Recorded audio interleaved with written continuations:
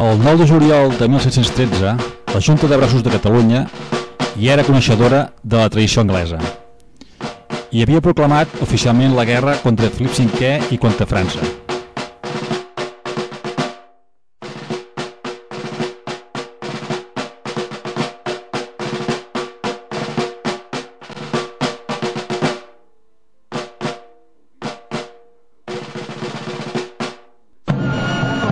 Immediatament es va iniciar la mobilització per aixecar l'exèrcit de Catalunya. Mentrestant, les tropes aliades havien anat abandonant les seves posicions a Catalunya, al ser evacuades. I les tropes borbòniques van ocupar tot el Principat sense la més mínima resistència.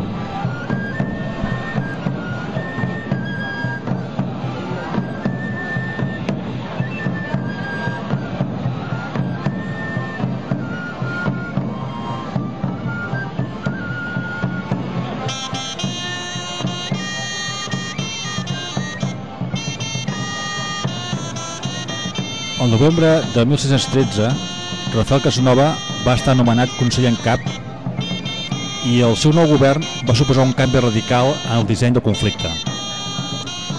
Durant els 3 mesos del seu govern, Rafael Casanova va reordenar la jerarquia militar de les tropes catalanes i va canviar l'estratègia de la guerra, fent que l'exèrcit català passés a l'ofensiva.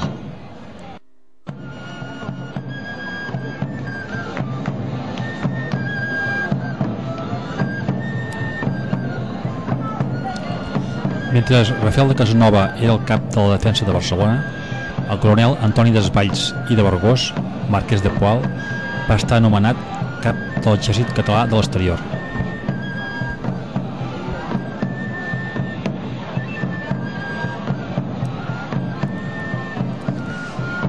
A l'èxit del govern de Rafael de Casanova també hi va contribuir la revolta armada a diversos punts del país, degut al cobrament de les contribucions, un impost de guerra que les tropes borbòniques volien cobrar a totes les viles del país.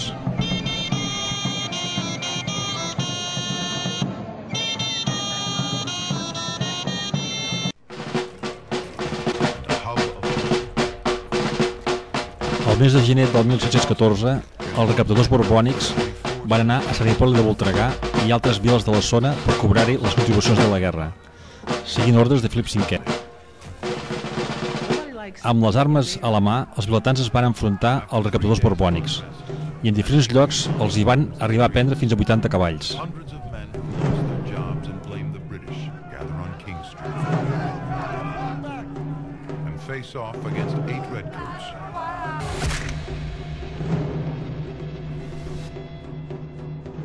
This is how wars start.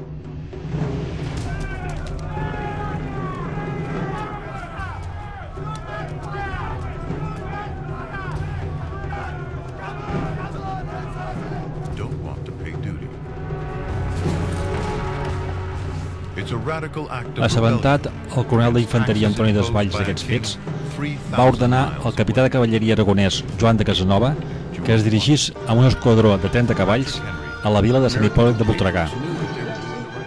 Arribat a la gleba, el capità Joan de Casanova va reunir fins a 1.200 vilatans enviats pels batlles dels pobles veïns per aixecar sometents i també per preparar la defensa contra la previsible ofensiva borbònica. Al conèixer la notícia de que a Sant Hipòlit hi havia un destacament català, un nombrós exèrcit borbònic, sota el comandament del mariscal de camp José Carrillo de Albornoz, comte de Montemar, va sortir de Vic, aleshores ciutat dominada pels borbònics, i es va dirigir a Sant Hipòlit per combatre a les tropes catalanes. Aquest havia dissenyat un pla per encerclar-les, tallant tots els camins de la sortida de Sant Hipòlit, impossibilitant així a les tropes catalanes que poguessin escabullir-se. Arribat a Sant Hipòlit, va iniciar un ferotge atac.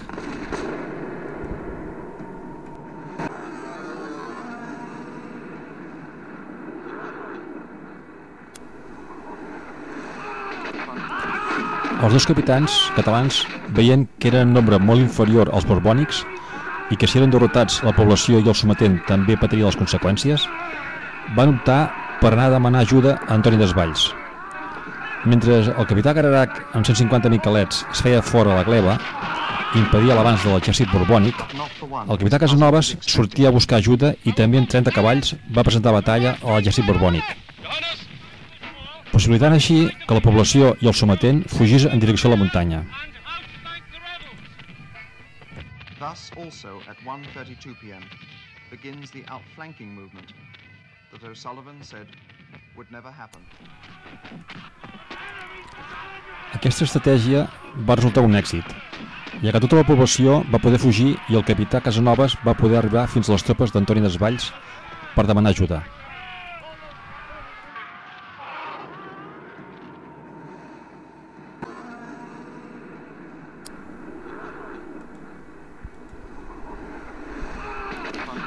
El capità Cararac, amb els seus 150 valents, es va fortificar al santuari de la Gleva, resistint heroicament durant 3 dies al setge de les tropes borbòniques.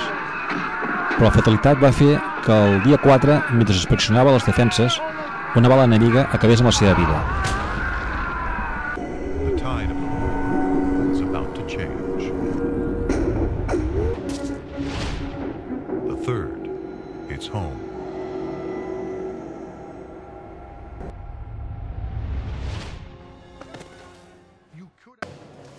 Maria, arribo tard, ja ho sé, però és que el camí ha estat molt...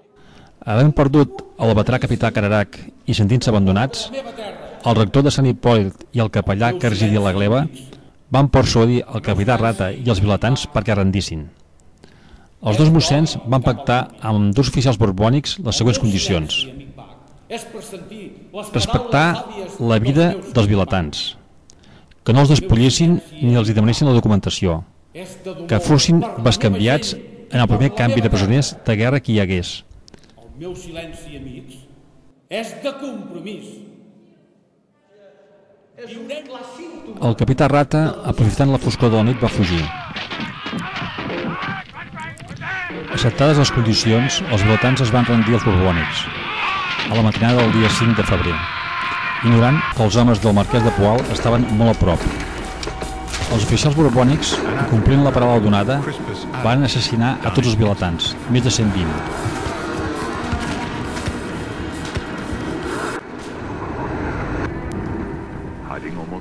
Within minutes of the first shots fired at Lexington, 8 patriots are dead, 10 wounded.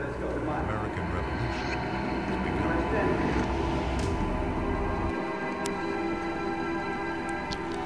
El 5 de febrer, de bon matí, van arribar uns 4.000 homes sota les ordres del marquès de Poal.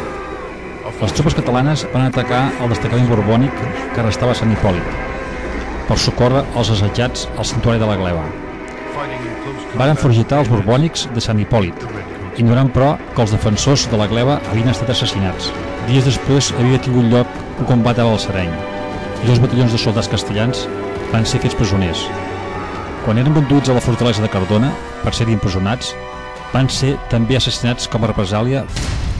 Les tropes borbòniques, tot i que momentàniament van ser foragitades del Voltreganès, tornarien unes setmanes després a Sant Hipòlit, i al trobar la vila sense defenses li van calar foc.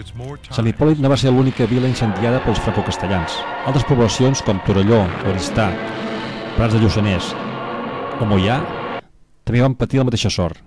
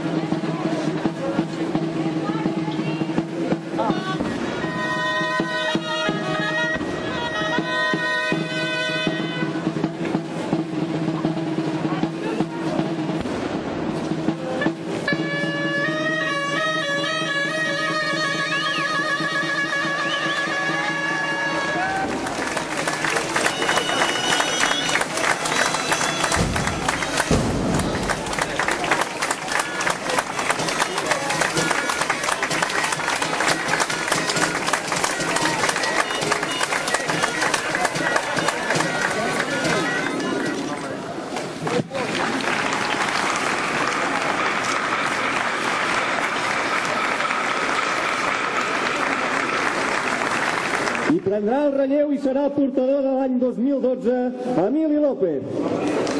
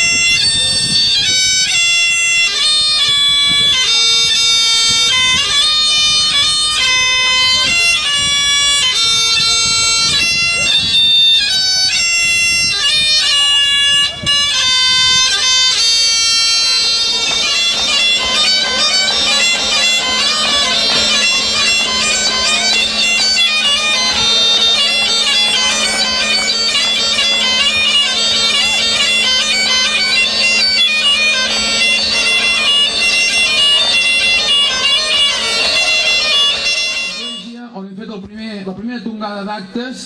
Fins aquí hem tardat una mitja horeta, més o menys, mitja hora de pagès. Amb aquesta mitja hora, un altre $1.000.000 ha marxat de Catalunya cap a Espanya, que no tornarà més. L'any passat els van prohibir i aquest any pels nostres collons que els triplicarem.